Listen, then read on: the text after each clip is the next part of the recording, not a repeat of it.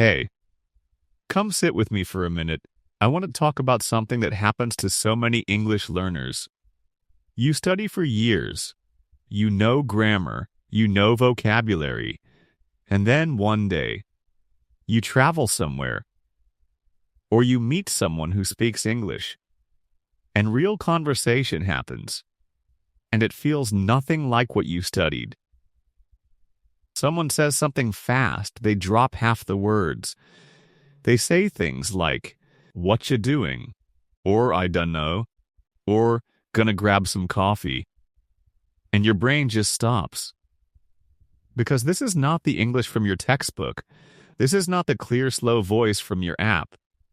This is real, fast, messy, human English. And nobody prepared you for this. Have you felt this before? That gap between what you studied and what real people actually say.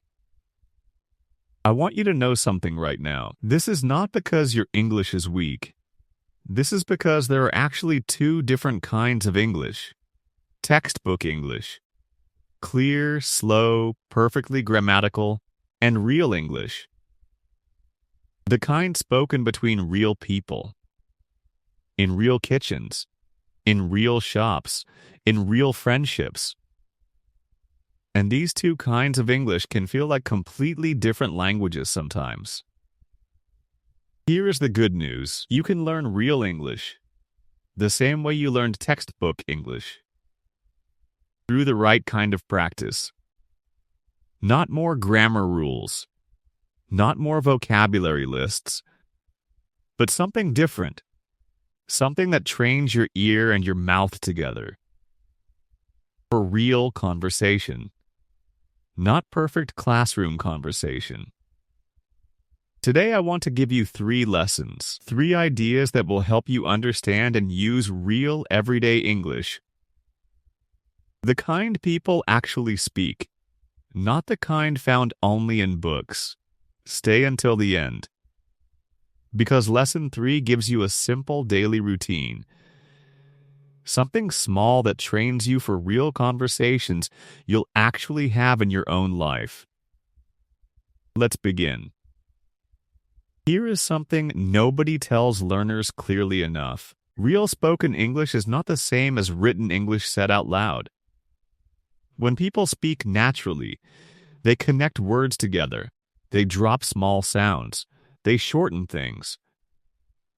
Want to becomes wanna. Going to becomes gonna. Do you becomes do you. This is not lazy speaking. This is not incorrect English. This is simply how real spoken language works. In every language, not just English. Let me tell you about a student named Ravi. He studied English for 6 years. Strong grammar, wide vocabulary. He felt confident before his first trip to visit family friends abroad. But on his first day, someone asked him, "Want to grab a bite before we head out?" Ravi understood every single word if he read it on paper. But hearing it spoken quickly, connected together, he froze completely. He told me later, "I felt like my 6 years of studying disappeared in that moment." This is such a common experience. And here is why it happens. Ravi had trained his ears mostly with clear textbook audio. Slow, careful, each word separated clearly. But real speech doesn't work that way. Real speech flows together. Like a river. Not like separate stones you can count one by one. So here is what I want you to understand. This gap is completely normal. It doesn't mean your English is weak. It simply means your ears need a different kind of training. Not grammar training, sound training. Let me give you a few real examples you'll hear constantly in everyday conversation. Want to. Sounds like wanna. Going to. Sounds like gonna. Give me. Sounds like gimme. What are you? Sounds like whatcha. Did you? Sounds like didja. These aren't separate slang words you need to memorize like vocabulary. They are simply how these common phrases naturally sound when real people say them quickly and naturally. Here is what we did with Ravi. Instead of only listening to slow learner audio, we started listening to short clips of real casual conversation, interviews, friends talking, even short parts of movies, just 30 seconds at a time. Not to understand everything, just to notice the sound, the rhythm, the way words blend together. At first, Ravi felt a little overwhelmed. This is completely normal too. But slowly, something started happening. His ears began recognizing these natural patterns. Wanna, gonna, gimme. They stopped feeling like strange, mysterious sounds and started feeling familiar. Expected even. Here is your practice for today. Find one short clip of real natural English. Not learner content. Maybe part of an interview. Or a casual conversation online. Just 30 seconds. Listen once without any goal except noticing the sound. Don't worry about understanding every word. Just notice how words connect and blend together. Notice any shortened sounds you recognize from what I just shared. Wanna, gonna, gimme, this is lesson 1. Real spoken English sounds different from textbook English. And this is completely normal. Your ears simply need practice with real natural sound. Not just clear, careful classroom audio. Now let's talk about something powerful. A method that helps you actually absorb real English deeply. Not just once, but truly. This is the listening loop. Here is a mistake many learners make. They listen to something one time. They understand maybe half of it. And they move on to something new immediately. This feels productive. Lots of new content. But it actually builds very shallow understanding. Because your brain barely had time to really absorb anything before moving to the next thing. Let me tell you about a student named Beatrice. She watched English videos constantly, hours every week, but her actual speaking and understanding barely improved. She told me, "I watch so much English, why am I not getting better?" I asked her something simple. "Beatrice, when you watch a video, how many times do you watch the same part?" She said, "Just once. Then I moved to the next video." This was the missing piece. Not effort. Not time. Just depth. So we tried something different together. Instead of watching many new things once, we chose one very short clip, just 20 or 30 seconds, a small real conversation. And we listened to it, not once, but many times, 5 times, then 10 times. The first time, Beatrice understood maybe 40%. The third time, she noticed new words she missed before. The 6th time, the sentences started feeling familiar, almost predictable. By the 10th time, she could practically say parts of it along with the recording. This is exactly how the listening loop works. Each time you listen again, your brain catches something new. A word you missed. A connection between 2 words. A rhythm you didn't notice before. This happens because your brain isn't working hard to catch everything for the first time anymore. It already has some familiarity. So it has room to notice smaller details. And here is something beautiful that happens after enough loops. The clip stops feeling like listening practice and starts feeling like something you simply know. This is exactly the feeling you want to build. Not translation, not searching, just knowing.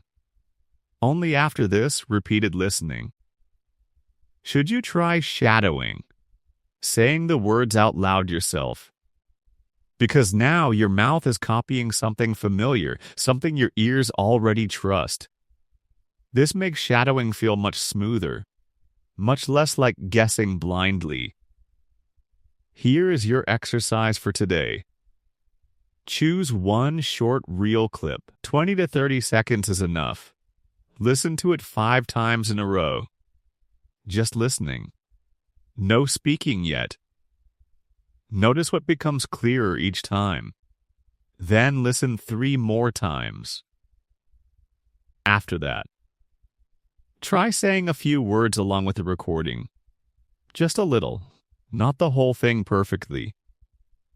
Just start blending your voice gently with theirs. This might feel slow at first, especially if you're used to watching many new videos quickly. But this slower, deeper method builds something textbooks rarely give you. Real, natural familiarity with how English actually sounds and flows. This is lesson 2. Don't rush to new content constantly.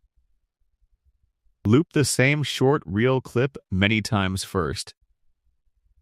This builds deep recognition and makes your later shadowing practice feel natural instead of forced.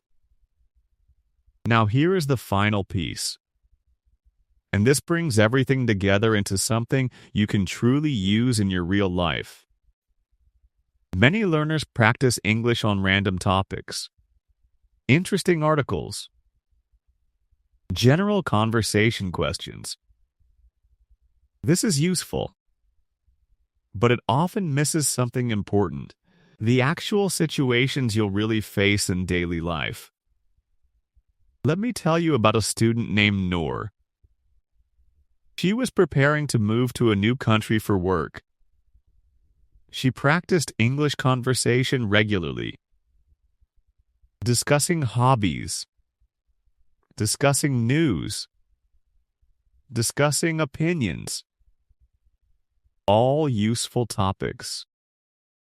But her first week in her new home, she realized something. She had never actually practiced ordering food at a counter, or asking someone for directions on the street, or making small talk with a new coworker in the break room. These small, everyday moments felt surprisingly harder than the deeper topics she had practiced so much. This taught me something important that I now share with every student. Real-life English conversation isn't mainly about deep topics. It's mostly made of small, repeated everyday situations. Ordering something, asking a simple question, greeting someone, making a small request, checking out at a shop. So here is what I want you to do. Instead of only practicing general conversation, choose specific real-life situations and practice those directly, using listening and shadowing together. Let me give you an example. Imagine the situation, ordering coffee. Find a short reel video of someone doing exactly this, ordering a coffee naturally. Listen to it several times using the loop method from lesson 2. Notice the natural phrases. Can I get a? Or, I'll have a. Or, can I have that to go? Then shadow these short natural phrases out loud, several times. Do the same thing with other common situations. Asking for directions. Excuse me, could you tell me how to get to? Making small talk with a coworker. Hey, how was your weekend? Checking out at a shop. Is this on sale? Or, do you take cards? By practicing these specific real situations, you're not just learning general English anymore. You're preparing your mouth and your ears for the exact small moments that fill up most of your real, everyday life. Here is a simple daily routine to start this week. Choose one everyday situation each day.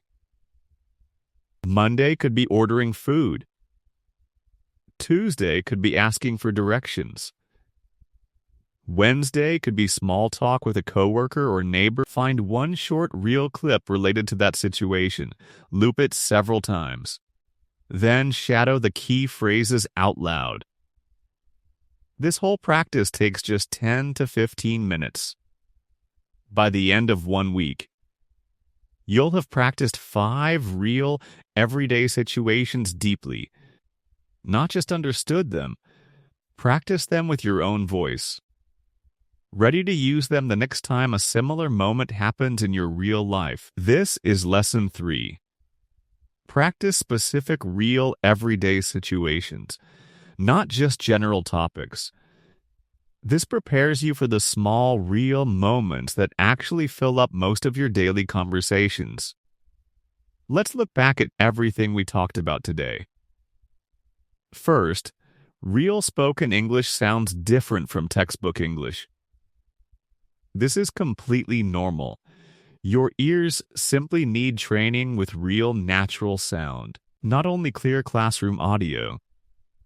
Second, loop your listening. Listen to the same short reel clip many times before you try shadowing it. This builds deep familiarity instead of shallow understanding.